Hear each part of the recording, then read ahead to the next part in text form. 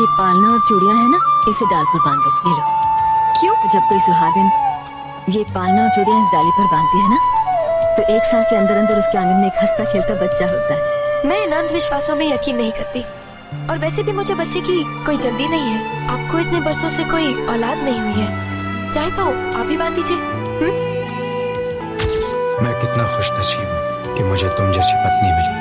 हर औरत की तमन्ना होती है कि वो माँ बने, उसकी अपनी औलाद हो, लेकिन तुमने मेरे भाइयों को अपनी औलाद समझकर अपनी उस इच्छा को मार डाला। मैं तुम्हारे इस त्याग की कीमत को शायद किसी जन्म में भी चुका नहीं पाऊंगा। ऐसी बातें कर रहे हो, ये तो हमारा कर्तव्य है।